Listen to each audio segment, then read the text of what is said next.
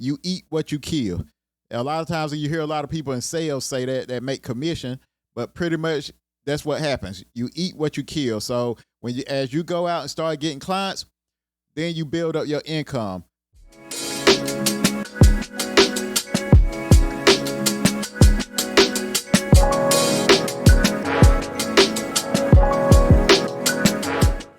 Welcome to Debt Free in IT. I'm your host, Mike. This podcast is for anyone who's looking to get into the IT industry, whether it's for a career change or you're just interested. I think you come to the right place. So the key word for today is disruption. Within the past couple of years, we've seen industries that we once thought was untouchable all of a sudden become disrupted. It started with the media entertainment industry, where we had traditional cable.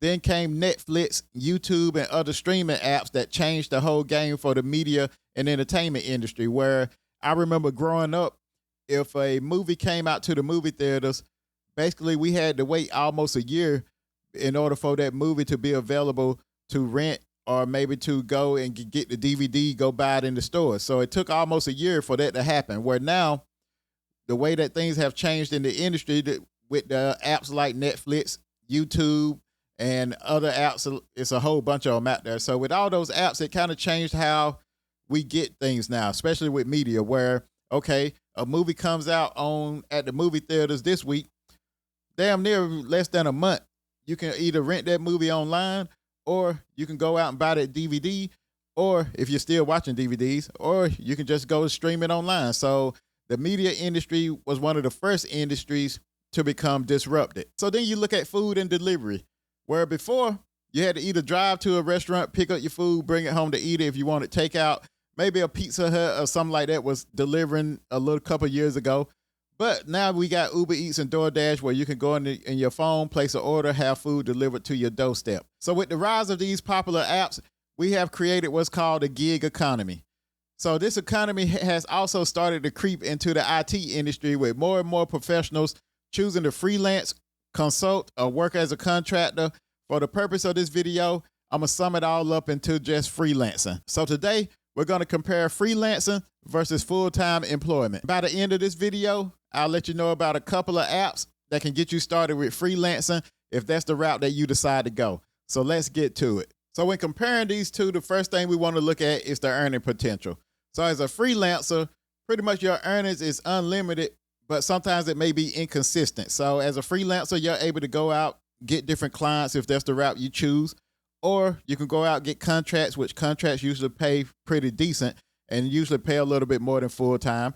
So as a freelancer, you don't really have that ceiling on your head. So where you're not limited to the amount of money that you can make. So this all depends on your drive. So pretty much in this particular role, or if you're going this particular route, you eat what you kill. A lot of times you hear a lot of people in sales say that make commission, but pretty much that's what happens. You eat what you kill. So as you go out and start getting clients, then you build up your income. But usually just starting out, before you build that client base, or maybe you go out to different mom and pop shops that may need some kind of IT help or offer your services to these different spots, then like I said, you set up that clientele, then you're able to put them on a revolving contract or maybe a monthly contract for support. Then your income starts to build up. But usually in the first beginning, the income is always unlimited, because it just depends on how many clients you get, how hard you go at it. But it's also inconsistent, where with a full-time job, usually full-time jobs, we have that, what some people may call that safety net, because, you're guaranteed to get paid, whether you get paid every week, or maybe you get paid every other week, or maybe you get paid once a month. So usually you have that consistent income, but then you also have that ceiling where you already know what's your maximum that you're gonna make. So if you're in a job and the pay range is 70 to 80,000, then you know, okay, my ceiling is that 80,000. Once I hit that ceiling, then I got to decide, okay, am I going to pivot to another role within the company? Or let's say if I'm in a networking position, now I got to decide, okay, once I hit my ceiling, if I know that ceiling is 80 grand, now I got to decide, okay, what's my next move? So I can stay there and nothing is wrong with that. Totally nothing is wrong with it. So you can stay there. You get your average bonus or your average pay increase every year. and you're good to go. Or you can say, okay, what's my next move? Okay, I can pivot to another company where I got the opportunity to move up higher. Let's say at the current role I'm at, the highest it goes is a senior network engineer. But now I done been in this role for a couple years. Now I can pivot out to another company where they may, the highest networking role they have may go to a networking architect or even something higher than that. So at this full-time role, a lot of times there's some of the decisions you have to deal with. So, but on the bright side, the income is consistent, but when you're getting paid, you have health care, insurance, you have 401k. As a freelancer, you can have all that, but a lot of times you got to do it all yourself. You don't have no one matching your retirement, where if you're at a decent job, they may say we match 10%, up to 10% or whatever you put in towards your retirement. So you may not have that as a freelancer, but that is some of the consistent things that you have in a full-time position. And like I said, ain't nothing wrong with either one of these. A lot of times, like I said, it just depends on the person. I've met people that have that drive and they've been able to go out, get different clients, build up that clientele, put them on contract, and then start making a real decent income to where their income pretty much overcomes what they would have been making in a full-time role. And then I've seen it vice versa, where someone may not go out and do all the freelancing and things like that, because you have to be a different kind of person in order to go out and do things like that. So some people just may be cool with just getting that full-time gig that pays pretty well, where, okay, I go in, I do my hours, then I go home. Unless you're in networking or unless you're in a higher up field where you may have on call. But then it's all going to depend on the size of your team. So you could have a team to where I'm not going on call, but once every 2 months or something like that. So a lot of times there's some of the things that you have to consider in whichever route that you decide to go within your career. So the next thing I want to compare between the two is the flexibility and the work-life balance. So as a freelancer, you're very flexible because you can kind of line up gigs or line up roles depending on your schedule or what schedule you want to do. But then also, if you're just starting out, then you may not have too much flexibility because you may end up working odd hours or working the hours that whatever your client has agreed for you to work, or it's a job where, okay, we're open during the day for business hours and you only can come in and do your whatever needs to be fixed on the IT side or any kind of upgrades. You have to come in late at night once we close and get all that done by the next morning before we open back up. So it could be one of those things where you could find yourself working odd hours, but then also on the other side of that is you must also build up that clientele, like I was saying earlier, where you must be able to keep work coming in. So you have to almost build what's called a funnel, where you have that ad going out that's advertising your services that brings clients in, and hopefully you're able to put them on a contract or a reoccurring subscription base or something where you can get paid for your support and supporting these companies, to where it could end up where you may have 5 to 10 different businesses that you support and you have them all on contract. So it's one of the things where it starts out small, but it could grow real big. But usually the work-life balance with this is most people I know that do it, they love it because pretty much they set it up on the hours that they want. Where, okay, if I have a couple different companies that I'm supporting, maybe I have it set up to where, okay, I'll only support you between these hours. This is my working hours. So maybe my working hours is from 12 in the afternoon till 6 in the afternoon. So 12 at noon till 6 that evening.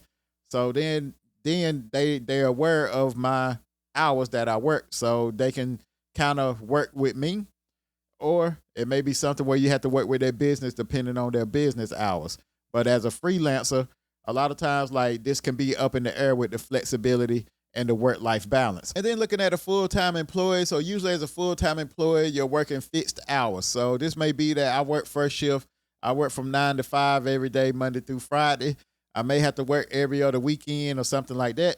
But usually with these positions, to me, I think it's less flexibility because depending on your job role, you could have one of those jobs where it's hard for you to take off right at the spur of the moment. So if something comes up in the morning, it might be hard for you to get off. So, and then also depending on your team, you may have to plan your vacation days. So everyone on the team has to plan the different vacation days because our team may be so small where we all can't be off on the same day.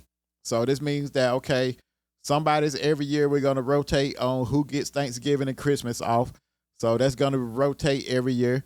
And then also your other days off, you need to make sure that, okay, no one else is going to be off. Or a lot of times it has to be approved. So your supervisor will be able to tell you, oh, somebody else done took that day and we got to have so many people here on the team in case something goes down or something like that. So a lot of times it's full-time position. Most people think that it's less flexible. I kind of agree with that. You do have fixed hours. So depending on your personality, trying to build up a freelancing gig or something like that where you can build up your clientele may be the best option for you. But then if you're cool with those fixed hours, you know your hours and everything like that, a lot of times you're able to plan around it. So sometimes I know for me, I work a full-time position as well as doing this. So I'm able to plan around my work hours to where, okay, if I have a doctor's appointment or if I have a dentist appointment, I'm able to try to plan those dentist appointments on the days I know that either I'm off or the days where I have an early day or a day where I can get off a little bit early. But I do have to take the time to plan that. So some people, just depends on your personality. Some people could never get with that type of system. So some people just don't like being in the system like that. So some people, you know, you meet some people that are just not a corporate person. So they vow to never go corporate or anything like that. So a lot of times, like I said, it just depends on the personality. But usually as a freelance role, I think you can plan things around your schedule, depending on your clients. Where at full time, a lot of times it's going to be fixed hours, less flexibility. Quick pause. I'd like to welcome you to the Log Files. The Log Files is a weekly newsletter to help you start your IT career with practical advice and tips powered by yours truly. It launched at the beginning of the year. It's packed with actionable advice, resources, and insights to kickstart your IT journey. The link is in the description as well as pinned in the comments, so don't miss out. Now back to the episode. So the next thing I want to compare between a freelancer and full-time employee is the career growth and skill development aspect. So as a freelancer, usually you're going to end up being the jack of all trades. So you're going to be over here solving a networking issue. Then you may have a client that has a server issue. Then you may have another client that has an application issue or a software issue. So you're going to get a lot of experience because you're going to be the end-all be-all to a lot of these clients' issues, to where you're the one that comes in and solve those issues. But then on the flip side, in this particular role or in this particular path you're going down as a freelancer, you may not have no structured career path to where your end goal is building up your book of business to where you can make a lot or make enough to hire off other employees to do those certain things that you may not be able to do. But you don't really have that structured career path where as a full-time position, usually we have a clear career path. So that clear career path may be, okay, I'm starting out as a network technician. I know my next role is a network analyst or network admin. Then from there, I work my way up to that network engineer. So each one of these is good, and not one of them is better than the other one. It just depends on what route you want to go. So with the freelancer, like I said, you do have to be the jack of all trades, and you will get a lot of experience because you are the end all be all for most of your issues. And then at that full time, like I said, you got that clear path of advancement. And then also you'll have a lot of mentorship here because usually once we come into a role at a full-time job, usually you're not the best one on the team. So usually you're coming in and there's someone that's already there that been doing that job for years that you can learn from. So you're going to end up, those folks is going to end up knowing it or not knowing it. They're going to end up being your mentor because they're going to be helping you to learn that position as best as possible.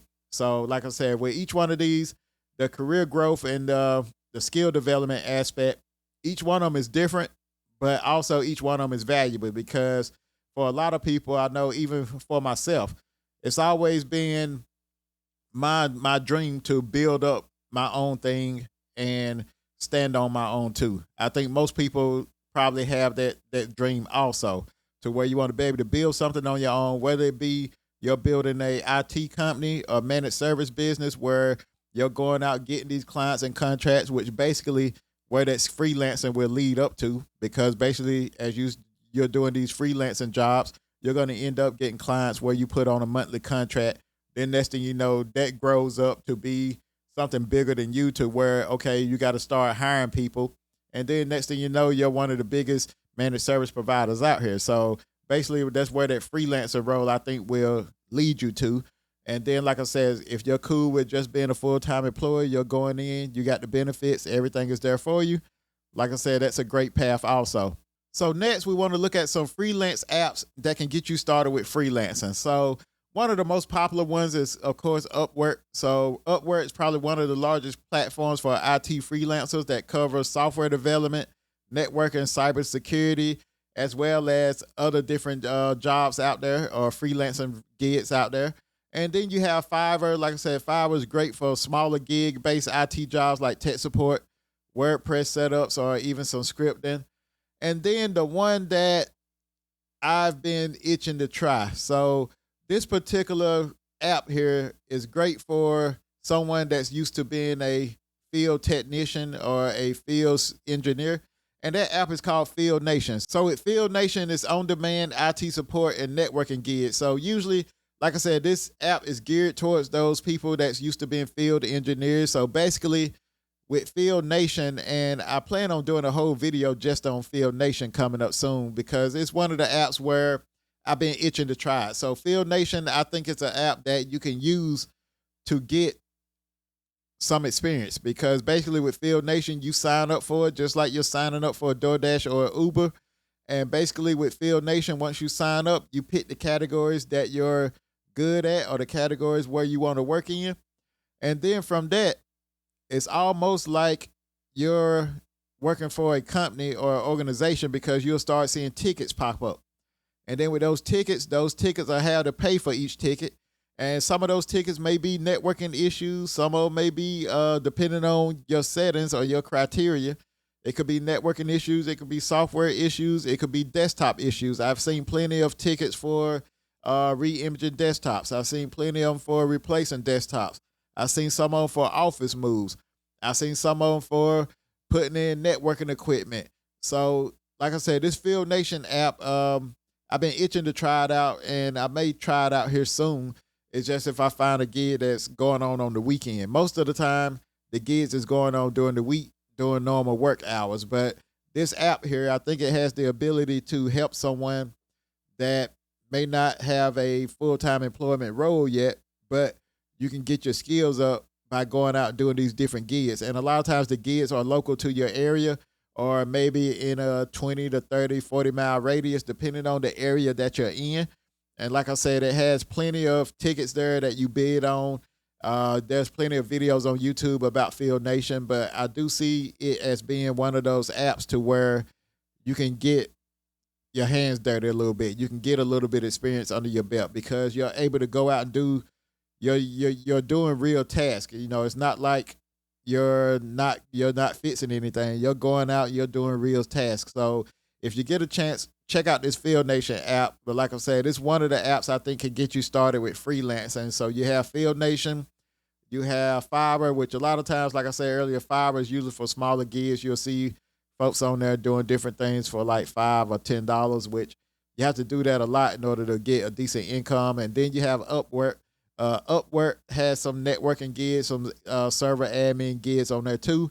But the thing with Upwork, they may not all be close to you. So it may be some remote roles on there that you can do or something like that. But from my eyes, I think this Field Nation app could be a pretty good app. Like I said, if you have any experience with Field Nation in your area, let me know in the comments. So to end up this video, I think the best scenario between a full-time employee and a freelancer would be to try to do both. So let's say if you're a full-time employee, but you got dreams of building your own company or building your own managed services or anything like that. It's always good to work that full-time until you build up that second stream. So, okay, while you're working the full-time, your full-time is your 9 to 5. Then you make that second stream your 5 to 9. So when you're working on that second stream or that second business, you're going out freelancing, building up your book of business, getting different clients. So I think this is the best route for someone that wants the best of both worlds. And then also, like I said, if you don't have no aspirations of building anything on your own, and which that's totally fine also. If you're just cool with, okay, I'm going to go get this role, get good at this role, work my way up the ladder, and I'm cool with that.